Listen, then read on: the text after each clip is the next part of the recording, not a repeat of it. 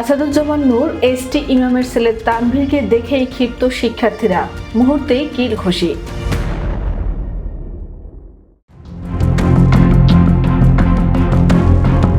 চিকিৎসা নিতে আসা সাবেক মন্ত্রী আসাদুজ্জামান নূর এবং সাবেক প্রধানমন্ত্রী শেখ হাসিনার রাজনৈতিক উপদেষ্টা এসটি ইমামের ছেলে তানভীর ইমামকে দেখে ক্ষিপ্ত হয়ে ওঠেন বঙ্গবন্ধু শেখ মুজিব মেডিকেল বিশ্ববিদ্যালয়ে চিকিৎসাধীন আহত শিক্ষার্থীরা।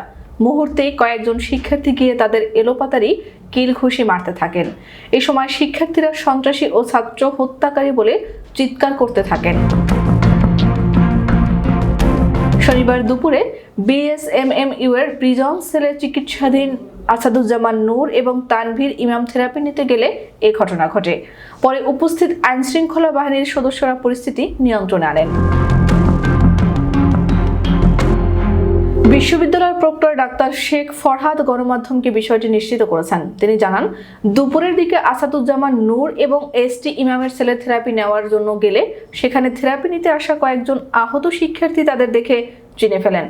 এ সময় শুনেছে শিক্ষার্থীরা তাদের উপর ক্ষিপ্ত হন। পরে পুলিশ ও কর্তব্যরত চিকিৎসক কর্মকর্তারা পরিস্থিতি নিয়ন্ত্রণে আনেন। প্রত্যক্ষদর্শী একজন বলেন, হঠাৎ কয়েকজন শিক্ষার্থীর হই হুল্লোড় শুনে গিয়ে দেখি একজনকে কিল ঘুষি মারা হচ্ছে।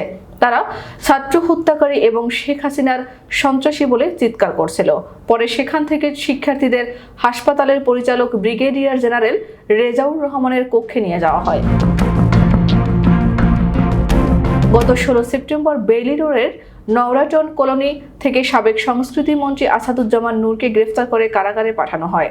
অন্যদিকে তানভীর ইমামকে গত 18 সেপ্টেম্বর রাতে রাজধানীর গুলশান এলাকা থেকে গ্রেফতার করা হয়।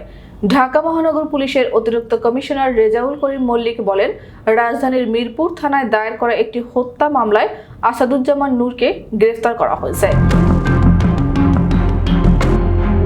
নাট্য অভিনেতা হিসেবে খ্যাতিমান বীর মুক্তিযোদ্ধা আসাদুজ্জামান নূর 2001 সালে প্রথম আওয়ামী লীগের মনোনয়নে সংসদ সদস্য নির্বাচিত হন।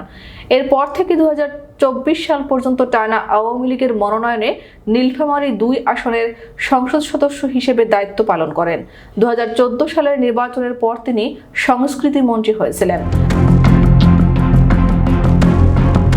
ছাত্র জনতার অভ্যুত্থানের মুখে 5 আগস্ট প্রধানমন্ত্রীর পদ থেকে ইস্তফা দিয়ে দেশ ছাড়েন শেখ হাসিনা। এরপর থেকে এ নিয়ে আওয়ামী লীগ সরকারের 27 জন মন্ত্রী, সংসদ সদস্য, উপদেষ্টা ও শীর্ষ পর্যায়ের নেতাকে গ্রেফতার করা হলো।